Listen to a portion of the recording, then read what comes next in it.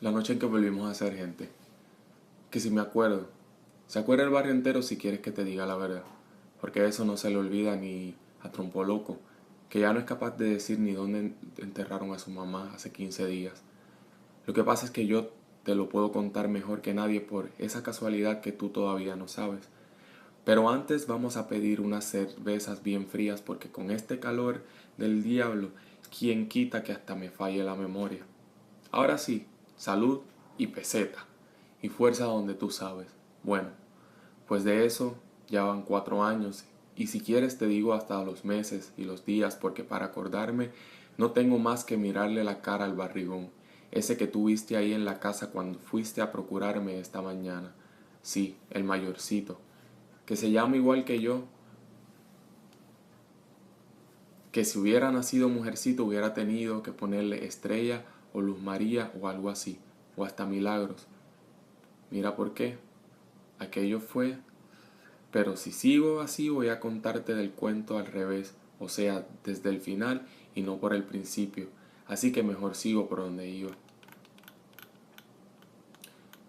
Bueno, pues la fecha no te digo porque ya tú la sabes.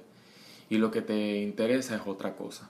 Y entonces resulta que ese día le había dicho yo al foreman, que era un judío, buena persona, y ya sabía su poquito de español, que me diera un overtime porque me iba a hacer falta los chavos para el parto de mi mujer, que ya estaba en el último mes y no paraba de sacar cuenta, que si los canastillos, que si lo de las comadronas, por aquello estaba empeñada en dar a luz en la casa y no en la clínica donde los doctores y las norsas no hablaban español y además sale más caro. Entonces los cuatro acabé mi primer turno y bajé al come y vete y ese del italiano que estaba ahí al frente de la factoría. Cuestión de echarme algo a la barriga hasta que llegara a casa y la mujer me recalentara la comida. ¿Ves? Bueno, pues me metí un par de hot dogs con una cerveza mientras le tiraba un vistazo al periódico hispano que había comprado por la mañana. Y en eso, cuando estaba leyendo lo de un latino que había hecho tasajo con su mujer porque se le estaba pegando con un chino, en eso, mira, yo no sé si tú crees en esas cosas, pero como que me entró un presentimiento. O sea que sentí que esa noche iba a pasar algo grande, algo que no podía decir lo que iba a hacer. Yo digo que uno tiene que creer porque tú me dirás que tenía que ver lo del latino y del chino y la corteja con eso de que yo empecé a sentir. Tú sabes porque no fue que lo pensara, que eso es distinto. Bueno, pues acabé de mirar el periódico y volví a la factoría para empezar el overtime. Entonces el otro foreman, porque el primero ya se había ido, me decía, ¿qué te piensas hacer millonario para poner un casino en Puerto Rico? Así relajando, tú sabes, y vengo yo y le digo también vacilando, no, si el casino ya lo tengo, ahora lo que quiero poner es una fábrica. Y me dice, ¿una fábrica de qué? Y le digo, una fábrica de humo. Y entonces me pregunta, ¿ah, sí? ¿Y qué vas a hacer con el humo? Y yo bien serio, con una cara de palo que había que ver, adiós, ¿y qué voy a hacer? Enlatarlo para vendérselo a los americanos que compran cualquier cosa con tal de que venga en lata. Un vacilón, tú sabes, porque esa Foreman era todavía más buena persona que el otro, pero ¿por qué lo conviene? Desde luego, así nos ponen en buen humor y nos sacan el jugo en el trabajo. Y él se cree que yo no lo sé, pero cualquier día se lo digo para que vea que uno no es tan ignorante como parece.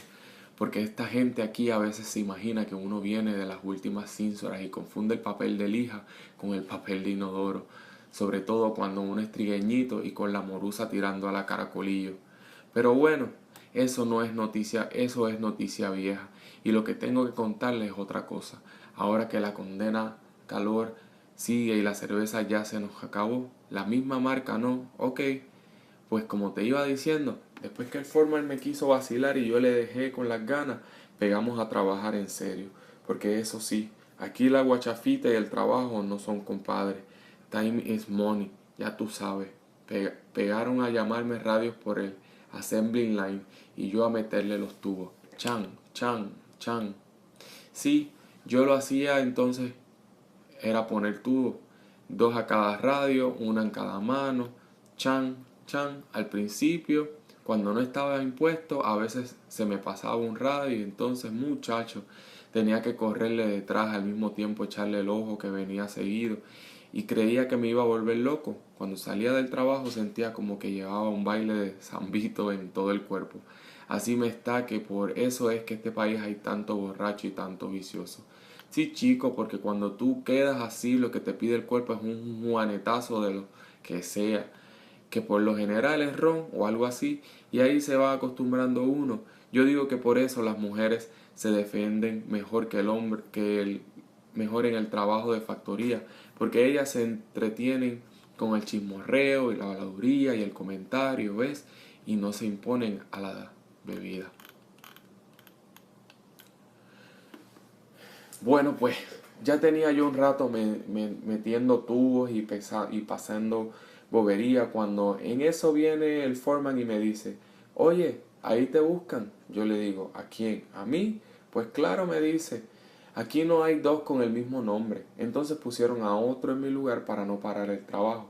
Y ahí voy a ver quién era el que me buscaba y era Trompoloco, que no me decía ni que hubo, sino que me espeta, oye, que te vayas para tu casa que tu mujer se está pariendo. Sí, hombre, así de sopetón. Y es que el pobre Trompoloco se cayó del COI allá en Puerto Rico cuando era chiquito.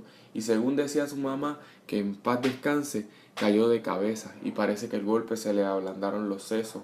Tuvo un tiempo, cuando yo lo conocí aquí en el barrio, que de repente se ponía a dar vueltas como loco y no se paraba hasta que se mareaba y se caía al suelo. De ahí le vino el apodo. Eso sí, nadie abusa de él, porque su mamá era muy buena persona, medium espiritista y ella, tú sabes, y ayudaba a mucha gente y no cobraba. Uno le dejaba lo que podía, ¿ves? Y si no podía, no le dejaba nada. Entonces hay mucha gente que se ocupa de que Trompoloco no pase necesidades, porque él siempre fue huérfano de padre y no tuvo hermanos, así que como quien dice, está solo en el mundo. Bueno, pues llega Trompoloco y me dice eso y yo digo, ay mi madre, ¿y ahora qué hago? El foreman que estaba pendiente de lo que pasaba, porque esa gente nunca le pierde el ojo a uno en el trabajo, viene y me pregunta, ¿cuál es el trouble? Y le digo, que viene a buscarme porque mi mujer se está pariendo. Y entonces el foreman me dice, bueno, ¿y tú qué estás esperando? Porque déjame decirte que ese foreman también era judío y para los judíos la familia siempre es primero. En eso no son como los demás americanos, que entre hijos y padres y entre hermanos se insultan y hasta se dan por cualquier cosa. Y no sé si será por la clase de vida que la gente lleva en este país, siempre corriendo detrás del dólar, como los perros esos del canadromo, que compadre, correr detrás de un conejo de trapo, ¿tú lo has visto? Acaban echando el bofe y nunca alcanzan al conejo. Eso sí, les dan comida y los cuidan para que vuelvan a correr al otro día, que es lo mismo que hacen con la gente, si miras bien la cosa. Así que en este país todos venimos a ser como perros de carrera. Bueno, pues cuando el foreman me dijo que yo estaba esperando, le digo, nada, ponerme el coat y agarrar el subway antes de que mi hijo vaya a llegar y no me encuentre en casa. Contento que estaba yo, ¿sabes? Porque iba a ser mi primer hijo y tú sabes cómo es eso. Y me dice el foreman, no te vayas a olvidar ponchar la tarjeta para que cobres la media hora que llevas trabajando. De que de hora para adelante es cuando te van a hacer falta los chavos. Y le digo, ¿cómo no? Y agarro el cobo y poncho la tarjeta y le digo a Trompo Loco, que estaba parado allí mirando las máquinas como envelado, avanza Trompo que vamos a llegar tarde.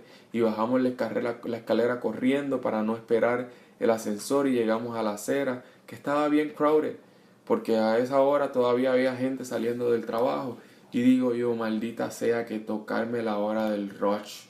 Y Trompoloco que no quería correr. Espérate, hombre, espérate, que yo quiero comprar un dulce. Bueno, es que Trompoloco es así, ¿ves? Como un nene. Él sirve como para hacer un mandado, si es algo sencillo o para lavar una escalera en un building o cualquier cosa que no haya que pensar. Pero si es cuestión de usar la calculadora, entonces búscate a otro. Así es que vengo y le digo, no, Trompo, qué dulce ni qué carajo. Eso lo compras allá en el barrio cuando lleguemos. Y él, no, no, en el barrio no hay de los que yo quiero. Esos nada más se consiguen en Brooklyn. Y le digo, ay, tú estás loco. Y enseguida me arrepiento porque eso es lo único que no se le puede decir a Trompo Loco. Y se para ahí en la acera más serio que un chavo de queso y me dice, no, no, loco no. Y le digo, no hombre, si yo no dije loco, yo dije bobo. Lo que pasa es que tú oíste mal. Avanza que el dulce te lo llevo yo mañana. Y me dice, ¿seguro que tú no me dijiste loco? Y yo, seguro hombre, y él, y mañana me llevas 2 dulces. Mira, loco, todo lo que tú quieras, pero bien que sabe aprovecharse. Y a mí casi me entra la risa y le digo, claro chico, te llevo hasta 3 si quieres. Y entonces vuelve a ponerme buena cara y me dice, está bien, vámonos. Pero 3 dulces, acuérdate. Ah, y yo caminando para la entrada del Subway con Trompo Loco detrás. Sí, hombre, 3. Después me dices cuáles son. Y bajamos casi corriendo la escalera y entramos en la estación con aquel mar de gente que tú sabes cómo es. Yo pendiente de que Trompoloco no se fuera a quedar atrás porque con el apeñuscamiento y los arrempujones a lo mejor le entraba miedo y quién iba a responder por él. Cuando viene el tren expreso, lo agarro por un brazo y le digo, prepárate y echa para adelante tú también, que si no nos quedamos, que si nos quedamos afuera. Y él me dice, no te preocupes, no te ocupes, cuando se abra la puerta y salen los que iban a bajar, nos metemos de frente y quedamos prensados entre aquel montón de gente que no podíamos ni mover los brazos. Bueno, mejor porque así no había que agarrarse de los tubos. Trompo Loco iba un poco azorado porque yo creo que era la primera vez que viajaba en un subway a esa hora, pero como me tenía a mi lado no había problema. Y así seguimos hasta Columbus Circle y allí cambiamos de línea porque teníamos que bajarnos en la 110 y quinta para llegar a casa, ¿ves? Y ahí volvimos a quedar como sardinas en lata. Entonces yo iba contando los minutos, pensando si ya mi hijo habría nacido y cómo estaría mi mujer, y de repente se me ocurre, bueno, y yo tan seguro de que va a ser macho y a lo mejor me sale una chancleta. Tú sabes que uno siempre quiere ser el primero, que el primero sea hombre, y la verdad es que eso es un egoísmo de nosotros, porque a la mamá le conviene más que la mayor sea mujer, para que después le ayude con el trabajo de la casa y la crianza de los hermanitos. Bueno, pues en eso iba yo pensando y sintiéndome ya muy padre de familia. Te das cuenta cuando Huacatán, ahí fue, que se va la luz y el tren empieza a perder impulso hasta que se queda parado en la misma mitad del túnel entre 2 estaciones. Bueno, la verdad es que de un momento no se asustó nadie. Tú sabes que eso de que las luces se apaguen en el subway no es nada del otro mundo. Enseguida vuelve a prenderse y la gente ni pestañea. Y eso de que el tren se pare un ratito antes de llegar a una estación tampoco es raro. Así que de momento no se asustó nadie. Prendieron las luces de emergencia y todo el mundo lo más tranquilo. Pero empezó a pasar el tiempo y el tren no se movía. Y yo pensando, coño, qué mala suerte ahora que tenía que llegar pronto. Pero todavía creyendo que sería cuestión de un ratito, ¿ves? Y así pasamos como 3 minutos más y entonces una señora empezó a toser. Una señora americana, ella medio viejita, que estaba cerca de mí. Yo la miré y vi que estaba tosiendo como sin ganas y pensé, eso no es catarro, eso es miedo. Y pasó otro minuto y el tren seguía parado y entonces la señora dijo a un muchacho que tenía al lado, un muchacho alto, rubio, él, tofete, con cara como de irlandés, le dijo la señora, oiga joven, ¿a usted no le está raro? Y él dijo, no, no se preocupe, eso no es nada. Pero la señora como que no quedó conforme y siguió con su tosecita y entonces otros pasajeros empezaron a tratar de mirar por las ventanillas, pero como no podían moverse bien y con la oscuridad que había afuera, pues no veían nada. Te lo digo porque yo también traté de mirar y lo único que saqué fue un dolor de cuello que me duró un buen rato. Bueno, pues siguió pasando el tiempo y a mí empezó a darme calambre en una pierna y ahí fue donde me entró el nerviosismo. No, no por el calambre, sino porque pensé que ya no iba a llegar a tiempo a casa y decía yo para entre mí, no, aquí tiene que haber pasado algo. Ya es demasiado de mucho tiempo que tenemos aquí parados. Y como no tenía nada que hacer, puse a funcionar el coco, entonces fue que se me ocurrió lo del suicidio. Bueno, era lo más lógico. ¿Por qué no? Tú sabes que aquí hay muchísima gente que ya no se quiere para nada y entonces van y se trepan en el Empire State, pegan el salto desde allá arriba y creo que cuando llegan a la calle ya están muertos por el tiempo que tardan en caer. Bueno, Yo no sé, eso es lo que me han dicho. Y hay otros que le tiran por delante al subway y quedan ahí, que hay que recogerlos con pala. Ah, no, eso sí, a los que brincan desde el Empire State me imagino que habrá que recogerlos con secante. No, pero en serio, porque con esa cosa no se debe relajar. A mí se me ocurrió que lo que había pasado era que alguien se le había tirado debajo al tren que iba delante de nosotros y hasta pensé, bueno, pues que en paz descanse, pero ya me echaba a mí porque si voy a llegar tarde. Y a mi mujer debe de estar pensando que Trompoloco se perdió en el camino o que yo andaba borracho por ahí, que no me importa lo que está pasando en casa, porque es que yo sea muy bebelón, pero de vez en cuando, ¿tú me entiendes? No es que yo sea muy bebelón, pero de vez en cuando, ¿tú me entiendes? Bueno, y ya que estamos hablando de eso y quieres que cambiemos de marca, pero que esté bien fría a ver si nos acaba de quitar la calor. Ajá, entonces, ¿por dónde iba yo? Ah, sí, estaba pensando en eso del suicidio y qué sé yo, y cuando de repente ran, vienen y se abren las puertas del tren, sí, hombre, sí, allí mismo en el túnel, y como a la verdad era una cosa que yo nunca había visto, entonces pensé, ahora sí a las puercas se le entorchó el rabo, y enseguida veo que allá abajo frente a la puerta estaban unos como inspectores o algo así, porque tenían uniforme y traían unas linternas de esas como faroles. Y uno dice a uno de ellos, take it easy, que no hay peligro, bajen despacio y sin empujar. Y ahí mismo la gente empezó a bajar y a preguntarle al mister aquel, ¿qué es lo que pasa? ¿Qué es lo que pasa? Y él, cuando estén todos acá abajo, les voy a decir. Yo agarré a Trompoloco por el brazo y le dije, ya tú oíste, no hay peligro, pero no te vayas a apartar de mí. Y él me decía que si con la cabeza, porque yo creo que del susto que se había ido, hasta la voz, no decía nada, pero parecía que los macos se le iban a salir de la cara, los tenía como paratillos y casi le brillaban en la oscuridad como a los gatos. Bueno, pues fuimos saliendo del tren hasta que nos quedó nadie adentro. Entonces cuando estuvimos todos alineados allá abajo, los inspectores empezaron a recorrer la fila para nosotros habíamos formado y nos fueron explicando así por grupos, ¿ves? Que lo que pasaba era que había habido un blackout, o sea, que se había ido la luz en toda la ciudad y no se sabía cuándo iba a volver. Entonces la señora de la tosecita que había quedado cerca de mí le preguntó al inspector, oiga, ¿y cuándo vamos a salir de aquí? Y él le dijo, tenemos que esperar un poco porque hay otros trenes delante de nosotros, hay otros trenes delante de nosotros y no podemos salir de todos a la misma vez. Y ahí pegamos a esperar y yo pensando, maldita sea mi suerte, mira que tener que pasar esto el día de hoy, cuando en eso siento que Trompoloco me jala la manga del codo y me dice bajito como en secreto, oye, oye, panita, me estoy meando, imagínate tú, lo único que faltaba, y le digo, ay trompo bendito, aguántate, tú no ves que aquí no, eso es imposible, y me dice, pero es que hace rato que tengo ganas y ya no aguanto más. Entonces me pongo a pensar rapidito porque aquello era una emergencia, ¿no? Y lo único que se me ocurre es ir a preguntarle al inspector qué se podía hacer. Le digo a Trompoloco, bueno, espérame un momentito, pero no te vayas a mover de aquí. Y me salgo de la línea y voy y le digo al inspector, listen mister, my friend wanna take a leak. O sea, que mi amigo quería cambiarle el agua al canario. Y me dice el inspector, Guramit to hell, can I help hold in wild? Y le digo que eso mismo le había dicho yo, que se aguantara, pero que ya no podía. Entonces me dice, bueno, que lo haga donde pueda, pero que no se aleje mucho. Así que vuelvo donde Trompoloco y le digo, vente conmigo por ahí atrás, a ver si encontramos un lugarcito y pagamos a caminar, pero aquella hilera de gente no se acababa nunca.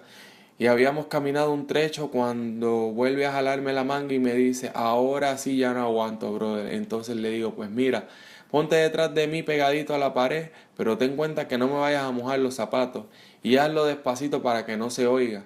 Y así, acabando de hablar cuando oigo aquello que, bueno, tú sabes cómo hacen eso los caballos. Pues con decirte que parecía que eran dos caballos en uno a la vez. Si no sé cómo no se le había reventado la vejiga, no, una cosa terrible. Yo pensé, Ave María, este me va a salpicar hasta el codo. Y mira que era de esos cortitos que no llegan ni a la rodilla, porque a mí siempre me ha gustado estar a la moda, ¿verdad? Y entonces, claro, la gente que estaba por ahí tuvo que darse cuenta y yo oía que empezaron a murmurar y pensé, menos mal que está oscuro y no nos pueden ver la cara, porque si se dan cuenta que somos puertorriqueños, ya tú sabes cómo es el asunto aquí.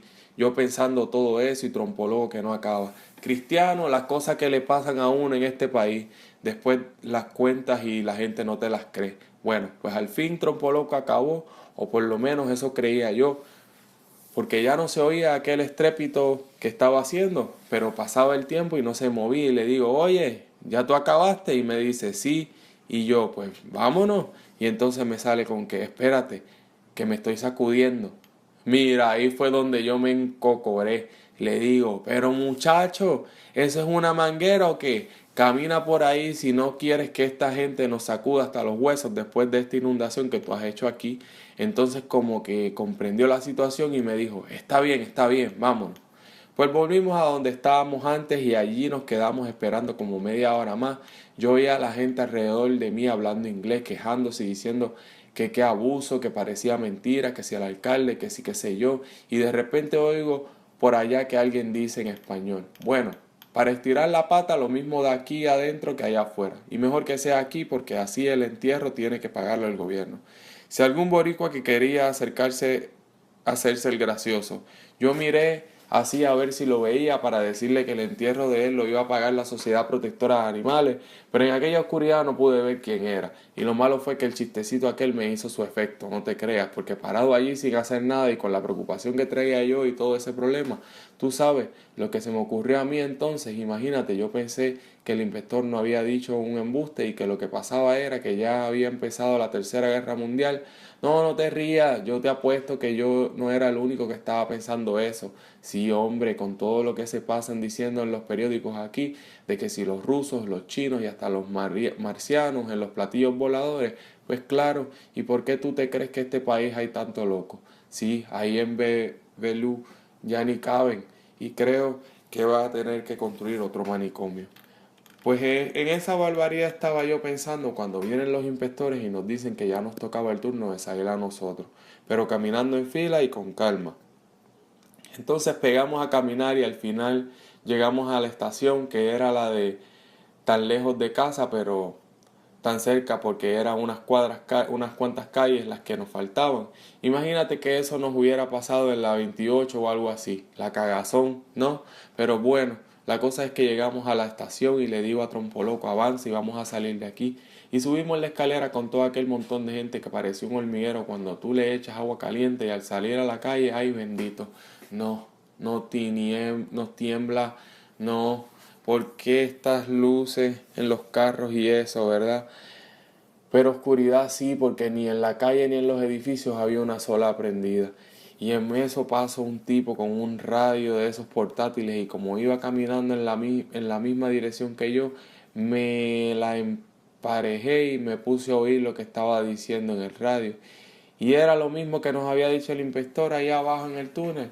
Así que ahí se me quitó la preocupación esa de la guerra, pero entonces me volvió la otra, la del parto de mi mujer, y eso, ¿ves? Y le digo a Trompoloco, bueno, paisa, ahora las cosas es que el carro de don Fernando un ratito a pie y otro andando, así que a ver quién llega primero. Y él me dice, te voy, riéndose, ¿sabe? Como que ya se había pasado el susto y pegamos a caminar bien ligero porque además estaba haciendo frío y cuando íbamos por la 103 o algo así, pienso yo, bueno, y si no hay luz en casa, ¿cómo harán hecho para el parto? A lo mejor tuvieron que llamar a la ambulancia para llevarse a mi mujer a alguna clínica y ahora yo no voy a saber ni dónde está, porque oye, lo que es el día que uno se levanta de mala. Entonces con esa idea en la cabeza entré yo en la recta final que parecía un campeón. Yo creo que nos tardamos 5 minutos de la 103 a casa y ahí mismo entro y agarro por aquella escalera oscura que no veíamos ni los escalones y pero ahora vamos a empezar lo bueno. Lo que tú quieres que yo te cuente porque tú no estabas en Nueva York ese día, ¿verdad? Ok, pues entonces a pedirnos otra cervecita porque tengo el laznate más seco que aquellos arenales de Salina donde yo me crié. Pues como te iba diciendo, esa noche rompí el récord mundial de 3 pisos de escalera en la oscuridad. Ya ni sabía si Trompoloco me venía siguiendo. Cuando llegué frente a la puerta del apartamento, traía la llave en la mano y la metí en la cerradura al primer golpe, como si estuviera viendo. Y entonces cuando abrí la puerta, lo primero que vi fue que había 4 velas prendidas en la sala y unas cuantas vecinas allí sentadas, lo más tranquila y dándole a la sin hueso, que aquello parecía la Olimpiada del Bembeteo. Ave María, y es que ese es el deporte favorito de las mujeres. Yo creo que el día que los prohíban, eso se forma una revolución más grande que la de Fidel Castro. Pero eso sí, cuando me vieron entrar así de sopetón, les pegué un susto que quedaron mudas de repente. Cuántimas que yo ni siquiera dije buenas noches ni que ahí mismo empecé a preguntar, oigan, ¿y qué ha pasado con mi mujer? ¿Dónde está? ¿Se la llevaron? Y entonces una de las señoras viene y me dice, no, hombre, no, ella está ahí adentro lo más bien. Aquí estamos comentando que para hacer el primer parto y en ese mismo momento oigo aquellos berridos que empezó a pegar mi hijo aquella allá en el cuarto. Bueno, yo todavía no sabía si era hijo o hija, pero lo que sí te digo es que gritaba más que Daniel Santos en sus buenos tiempos. Y entonces le digo a la señora, con permiso doña, y me tiro para el cuarto y abro la puerta y lo primero que veo es aquel montón de velas prendidas, que eso parecía un altar de iglesia, y la comadrona allí trijinando con las palanganas y los trompos y esas cosas, y mi mujer en la cama quietecita pero con los ojos bien abiertos, y cuando me ve dice así con la voz bien finita, ay mi hijo, qué bueno que llegaste, yo ya estaba preocupada por ti. Fíjate, bendito, y que preocupada por mí, ella que era la que acababa de salir de ese brete del parto. Sí, hombre, las mujeres a veces tienen esas cosas. Yo creo que por eso es que les aguantamos sus boberías y las queremos tanto, ¿verdad? Entonces yo le iba a explicar el problema del software y eso, y cuando me dice la comadrona, oiga, ese muchacho es la misma cara de usted, venga a verlo, mire, y era que estaba ahí en la cama al lado de mi mujer, pero como era tan chiquitito, casi ni se veía. Entonces me acerco y le miro la carita, que era lo único que se le podía ver porque ya lo tenía más envuelto que un pastel de hoja. Y cuando yo estoy ahí mirándolo, me decía mi mujer, ¿verdad que salió a ti? Y le digo, sí, se parece bastante. Pero yo pensando, no, hombre, ese no se parece a mí, a nadie, si lo que parece es un ratón recién nacido, pero es que así somos todos cuando llegamos a este mundo, ¿no? Y me dice mi mujer, pues salió machito como tú lo querías. Y yo por decir algo, bueno, a ver si la próxima vez forjamos la parejita. Yo tratando de que no se me notara ese orgullo y esa felicidad que yo estaba sintiendo, ¿ves? Y entonces dice la comadrona, bueno, ¿y qué nombre le vamos a poner? Y dice mi mujer, pues el mismo del papá, para que no se les vaya a olvidar que es suyo, bromeando, tú sabes, pero con su pullita. Y yo le digo, bueno, nena, si eso es tu gusto, y arriba del building, pues, pero una música no era de radio ni de disco, ¿ves? Sino como de un conjunto que estuvieron allí mismo, porque a la misma vez que la música se oía una risería y una conversación de mucha gente, y le digo a mi mujer, adiós, y ahí hay bachata, y me dice, bueno, yo no sé, pero parece que sí, porque hace rato que estamos oyendo eso, a lo mejor es un party de cumpleaños, y digo yo, pero así, sin luz, y entonces dice la comadrona, bueno, a lo mejor hicieron igual que nosotros, que salimos a comprar velas, y en eso oigo yo que Trompoloco me llama desde la sala. Oye, oye, ven acá. Sí, hombre, Trompoloco que había llegado después que yo y se había puesto a averiguar. Entonces salgo y le digo, ¿qué pasa?